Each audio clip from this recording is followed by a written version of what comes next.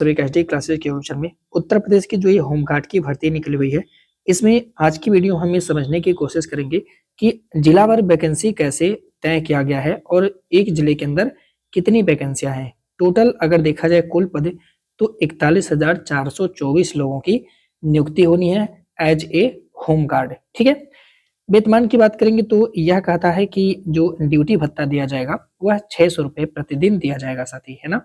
और इसके साथ साथ सरकार के द्वारा समय समय पर जो महंगाई भत्ता होगा वो भी निर्धारित किया जाएगा, ऐसा ये कह रहे हैं साथी। ठीक है, अब यहाँ पे अगर हम लोग देखें तो जो स्पष्ट किया गया है कि भाई रिक्तियां कितनी है, तो देखिए आगरा जनपद है साथी, वहां पे अनरिजर्व की जो वैकेंसी है यानी जनरल की जो वैकेंसी है वह 495 है। इसी तरह से आप देखेंगे एससी/एसटी की जो वैकेंसी है, एससी की वो 254 है, जबकि एसटी की जो है वो 24 है। यहीं पर ईडब्ल्यूएस की वैकेंसी आप देखेंगे 332 है और टोटल वैकेंसी अगर आप देखेंगे सॉरी ओबीसी की वैकेंसी 332 है, जबकि ईडब्ल्यूएस की वैकेंसी 123 है और टोटल वैकेंसी 1234 है। तो आगरा जोन से जो लोग हैं उनके लिए तो काफी बल्ले बल्ले है, क्योंकि उनके यहाँ 1234 पद खाली हैं किसके, होमगार्ड के। इसी तरह से फिरोजाबाद में आप देखेंगे तो यहाँ पे 484 पोस्ट खाली है। इसी तरह से आप मैनपुरी में पाएंगे तो 383 पोस्ट खाली है और यहीं पर आप मथुरा में पाएंगे तो यहाँ पे 489 पोस्ट हैं, जबकि अलीगढ़ में आप देखेंगे साथी तो अलीगढ़ में 853 पोस्ट खाली हैं। एटा जिले में आप पाएंगे तो 329। अब आप अपना यहाँ पे कैटेगरी देख सकते हैं। हाथरस के अंदर आप पाएंगे साथी तो 495, इसी तरह से कासगंज में 299, फिर बरेली में आप देखेंगे तो 761 है। इसी प्रकार से आप आगे बढ़ते हुए चलेंगे तो आगे आप देखेंगे जो बदायूं जिला है साथी, यहाँ पे 629 पोस्ट है। पीलीभीत में 451 है, शाहजहांपुर में 720 पद निकले हुए हैं, जिनमें जनरल की आप देख सकते हैं 289 पोस्ट हुए हैं, जबकि ईडब्ल्यूएस के साथ यहाँ पे 100 जो यहाँ पे ईडब्ल्यूएस नहीं था, ईडब्ल्यूएस लास्ट वाला है साथी। और ईडब्ल्यूएस का आप देखेंगे तो यहाँ पे शाहजहांपुर में अगर आप ईडब्ल्यूएस का देखेंगे तो 72 पोस्ट निकला हुआ साथी, है ना। बाकी ओबीसी का 194 पोस्ट निकला हुआ है। इसी प्रकार से आप लिस्ट में अपने जिले को देख लीजिएगा। जैसे आपका मेरठ में है अगर, तो यहाँ पे टोटल पोस्ट 688 है, ईडब्ल्यूएस के लिए 68 है, ओबीसी के लिए आपका 185 है, जनरल के लिए आपका 278 है। गाजियाबाद के लिए भी कुछ इसी तरह से है। फिर बुलंदशहर है, बागपत है, गौतम बुद्ध नगर में आप देखेंगे 421 पोस्ट है, मुरादाबाद में आप देखेंगे तो 462 पोस्ट है, अमरोहा वगैरह में आप देखेंगे तो यहाँ पे इतना है साथी। बिजनौर में आप देखेंगे तो 573 पोस्ट के आसपास में, संभल में आप देखेंगे तो 560 पोस्ट दिया हुआ है। ठीक है, इसी तरह से आप अपने जिले को एक बार यहाँ पे देख लीजिए। मैं धीरे धीरे इस लिस्ट को आगे कर रहा हूँ, जो भी आपका जिला होगा आप देख पाएंगे। यहाँ पे आप देखिए तो गोंडा जिले में तो यहाँ पे जो जनरल का है साथी वो 332 है, एससी का साथी 173 है, एसटी का 16 है, ओबीसी का आप देख सकते हैं 223 है, जबकि ईडब्ल्यूएस का 82 पोस्ट है और कुल मिलाकर के 826 पोस्ट यहाँ पे साथी दिया हुआ है। ठीक है, तो अगर आप गोंडा के निवासी हैं तो गोंडा वाले देख ले, है ना। इसी तरह से झांसी, ललितपुर, जालौन, कानपुर देहात, कानपुर शहर वाले भी देखें। यहाँ पे आप देखिए तो कानपुर नगर में सबसे ज्यादा वैकेंसी दिख रहा है, 1947 पोस्ट है साथी, है ना। तो भाई कानपुर नगर वालों का बल्ले बल्ले है, जो कानपुर नगर में है 1947 होमगार्ड आएंगे वहां से, है ना। जिनमें आप देखेंगे तो ओबीसी के 525 है, जबकि एससी के 408 है, एसटी के 38 है, जनरल के 782 हैं और ईडब्ल्यूएस के 194 पोस्ट साथी दिए हुए हैं। ठीक है, इसी तरह से आप इटावा, फतेहगढ़, कन्नौज, औरैया, लखनऊ, हरदोई, सीतापुर इन्हें भी आप साथी देख सकते हैं। ठीक है, यहाँ पे एक पॉइंट को आप अपने जिले को देख लीजिएगा। लखनऊ, हरदोई, सीतापुर, रायबरेली, खीरी, उन्नाव, आजमगढ़ में आप देखेंगे तो 867 पोस्ट टोटल दिया हुआ है साथी। बलिया, मऊ, सिद्धार्थनगर में आप देखेंगे तो टोटल 419 पोस्ट दिया हुआ है, जिसमें 170 जनरल के हैं, 41 ईडब्ल्यूएस के हैं, 113 जो है वो ओबीसी के हैं, 87 एसटी के हैं, जबकि 8 जो है वो शेड्यूल ट्राइब्स के हैं। ठीक है, इसी प्रकार से साथ ये पूरा क्रम से दिया हुआ है। यहाँ पे आप प्रयागराज में आप देखेंगे तो 1219 पोस्ट दिया हुआ है, 490 यहाँ जनरल का, जबकि ईडब्ल्यूएस का 121 है, ओबीसी का 329 दिया हुआ है। ठीक है, ये प्रयागराज का है साथी। ओके, इसी तरह से आप आगे बढ़ते हुए अपने जिले को आप देखते रहिएगा। वाराणसी में आप देखेंगे सारी तो वाराणसी में 1004 पोस्ट टोटल है, जिनमें से 403 जनरल का है, 100 ईडब्ल्यूएस का है, 271 ओबीसी का है, 210 एससी का है, जबकि 20 जो वो एसटी का दिया हुआ है साथी। ठीक है, और इस तरह से आप देखेंगे अंततः जो हमारे 75 जिले हैं कंप्लीट होते हैं 41,424 पोस्ट।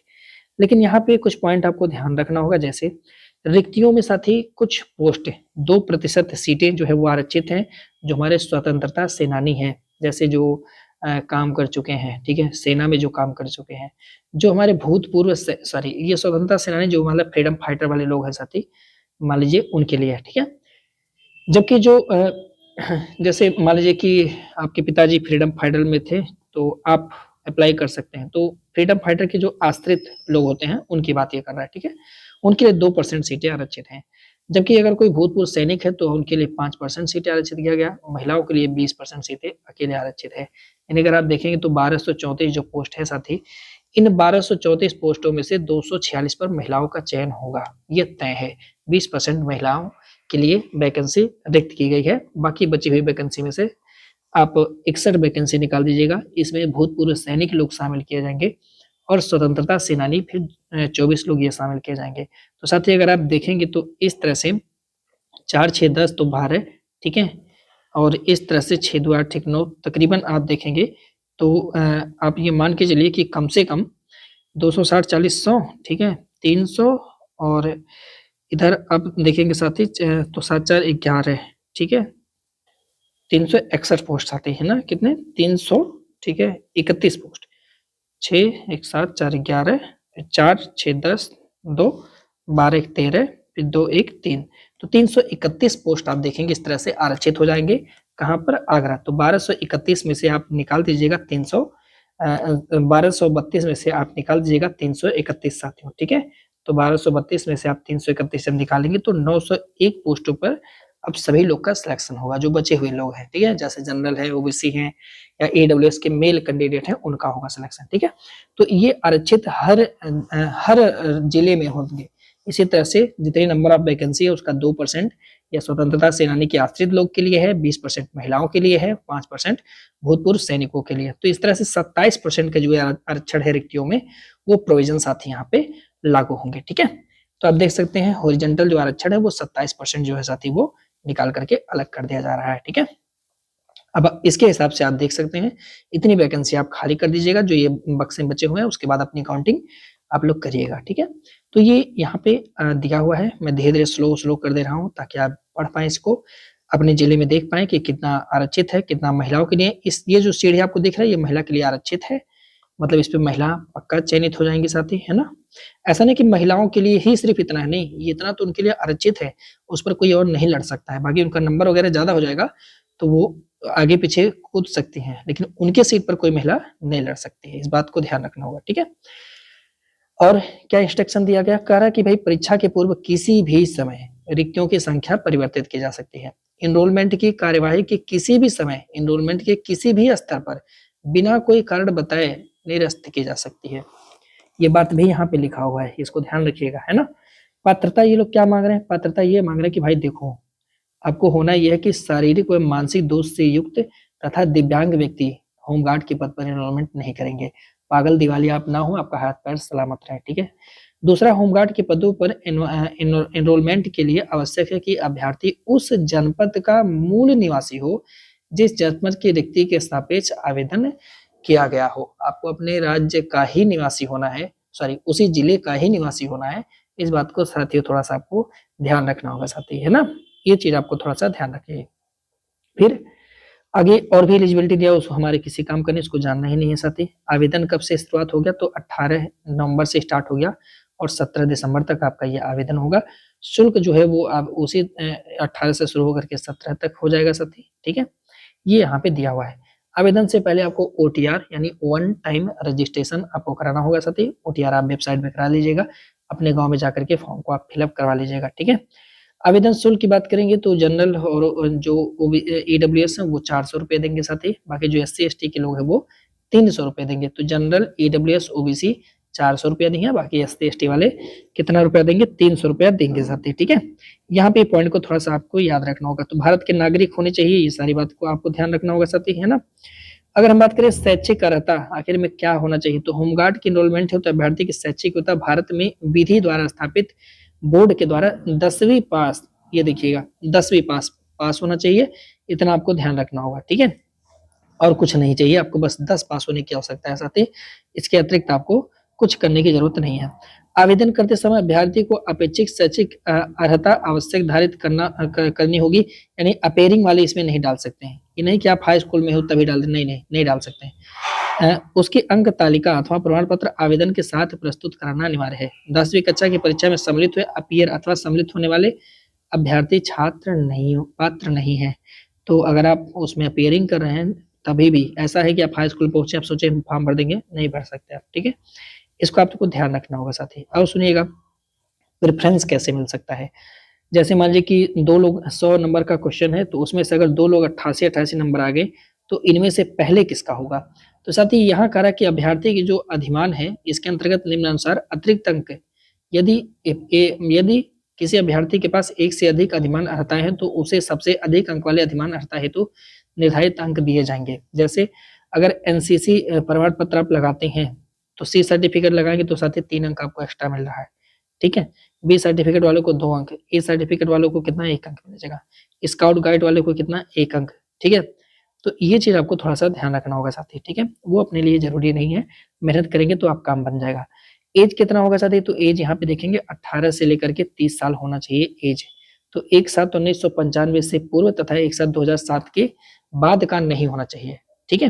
माने आपका जो जन्म है साथी वो 1/7/1995 से पहले का नहीं होना चाहिए और 1/7/2007 के बाद का नहीं होना चाहिए। यदि आपका जन्म जो है वो 2/7/1995 का होगा तो चल जाएगा। अगर आप मान लीजिए कि 30/6/1995 के हैं तो नहीं चलेगा, ठीक है। कम से कम आपकी 18 साल होनी चाहिए और ज्यादा से ज्यादा आपकी एज कितनी होनी चाहिए, तो वह होनी चाहिए साथी 30 साल तक। यहाँ पे देखिए अलग से लिखा है क्या कि देखो अगर आप EWS हो ना तो आपका जो डेट ऑफ बर्थ है वह 2/7/1995 के बाद कोई सा हो और 2007 के अंदर तो आप क्वालिफाई हो, है ना।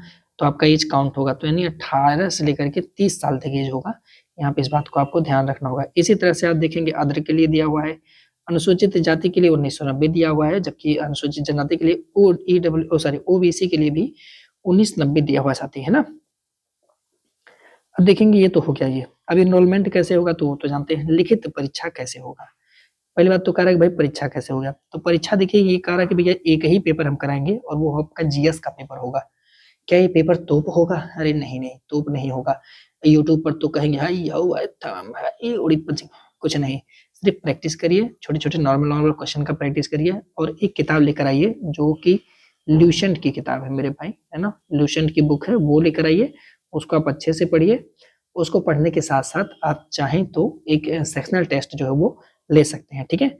हम भी सेक्शनल टेस्ट स्टार्ट करेंगे तो ये नंबर दिया हुआ है। अगर आप लोग ज्वाइन करने के लिए कहते हैं तो आप हमें मैसेज करिएगा, ये नंबर दिया हुआ है 888716 जिसमें हम GS की 810 है, ठीक है। जिसमें हम GS की प्रैक्टिस आपको कराएंगे, अच्छे से आपको प्रैक्टिस कराएंगे। डेली एक एक सेट देंगे, सेक्शन वाइज अगर टॉपिक वाइज चैप्टर वाइज जितना टॉपिक दिया वो सब हम आपको करवा देंगे, आपकी प्रैक्टिस हो जाएगी। इसके साथ साथ आप लूसेंट की किताब हल्का फुल्का पढ़ते रहिएगा। यूट्यूब पर बहुत सारे टीचर पढ़ाएंगे, बहुत मैराथन सब कुछ चलेगा। ज्यादा कचर पचर मत करिएगा, दिमाग डिस्टर्ब नहीं करिएगा, आसानी से हो जाएगा। बहुत आराम वाला एग्जाम है, कोई बहुत ज्यादा तोप इसमें नहीं है साथी, ठीक है। तो बहुत ही मिनिमम चार्ज के साथ इसको हम लोग स्टार्ट करेंगे, ठीक है। ये इसकी फीस हम लोग रखेंगे, इससे ज़्यादा नहीं रखेंगे और ना ही इससे कम रखेंगे। तो आपको अगर ज्वाइन करना है हमारे जो सेक्शनल टेस्ट चलाएंगे होमगार्ड के लिए तो आप हमें मैसेज करिएगा। ये नंबर है 88871716 पर। जितने ज़्यादा लोग मैसेज करेंगे उतनी जल्दी इसको मैं स्टार्ट कर दूंगा।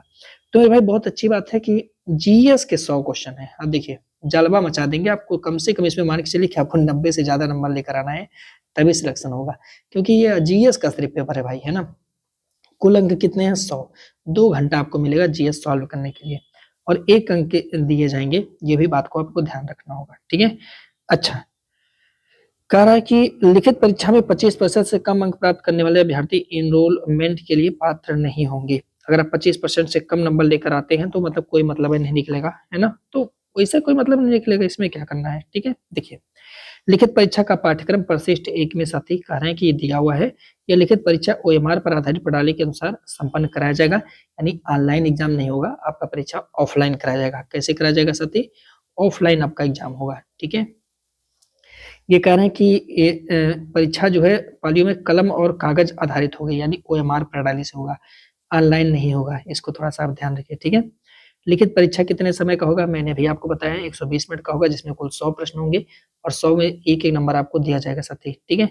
अब कह रहे हैं कि 4 विकल्प में से एक विकल्प चुनना होगा। अब यहाँ पे सवाल ये आ जाता है साथी कि यहाँ पे एक प्रश्न और बन रहा होगा कि क्या ये लोग नेगेटिव मार्किंग निर्धारित किए हुए हैं? तो ये नेगेटिव मार्किंग के लिए कुछ बता तो नहीं रहे, यहाँ इस पे कुछ लिखे नहीं है साथी, है ना?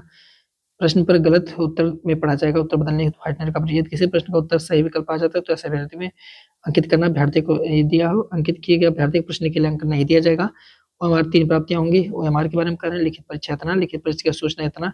किसी भी जनपद के अभ्यर्थी की लिखित परीक्षा एक से अधिक पालियों में अथवा एक से अधिक दिनांकों को विभिन्न पालियों में विभिन्न प्रश्न पत्रों के साथ संचालित कराए जाने की दशा में ऐसे परीक्षार्थियों में सम्मिलित होने वाले अभ्यर्थी द्वारा, ये कोई मतलब वाली बात नहीं है साथी, ठीक है। ये अभ्यर्थी को प्रश्न में सर्वाधिक उपयुक्त विकल्प, कोई मतलब नहीं है इन सब बातों का, है ना। चलिए, तो कोई दिक्कत नहीं है, ये पूरी कहानी थी साथियों, है ना। माइनस मार्किंग का यहाँ पे कोई मतलब नहीं है, माइनस मार्किंग शायद नहीं रहेगा, क्योंकि नहीं लिखे हैं तो नहीं रहेगा। बाकी और डिटेल में इसको पढ़ने के बाद जो निकलेगा रिजल्ट हम लोग देख लेंगे। अब हम लोग देख लेते हैं कि लिखित परीक्षा का सिलेबस क्या है। देखिए, पाठ्यक्रम ये दिया हुआ है साथी कि ईडब्ल्यूएस प्रमाण पत्र कैसे बनवाएंगे, वो सब कैसे बनवाएंगे, ये सारी बात ये लोग यहाँ पे मेंशन कर रहे हैं, ठीक है।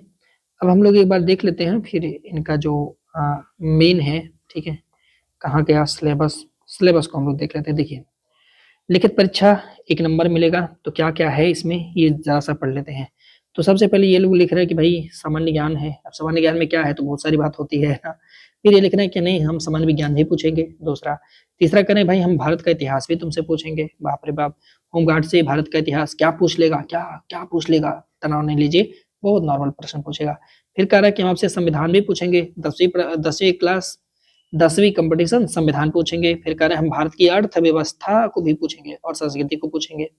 फिर कह रहे हैं कि भारतीय कृषि भी पूछेंगे, वाणिज्य और व्यापार पूछेंगे, जनसंख्या पूछेंगे, पर्यावरण नगरीकरण पूछेंगे, भारत का भूगोल भी पूछेंगे, उत्तर प्रदेश का प्राकृतिक संसाधन पूछ लेंगे, उत्तर प्रदेश की शिक्षा भी तुमसे पूछेंगे, सामाजिक प्रथा के बारे में पूछेंगे उत्तर प्रदेश में, उत्तर प्रदेश में आयोजित प्रमुख मेले और त्योहार पूछेंगे, खेल पुरस्कार उपलब्धियां पूछेंगे, उत्तर प्रदेश में राजस्व पूछेंगे, पुलिस व समान प्रशासनिक व्यवस्था पूछेंगे, मानव अधिकार के बारे में जानेंगे, इंटरनल सिक्योरिटी क्या होता पूछेंगे तुमसे, आतंकवाद के बारे में जानेंगे, भारत और पड़ोसी देश के बीच में कैसा रिलेशन है वो भी पूछेंगे तुमसे।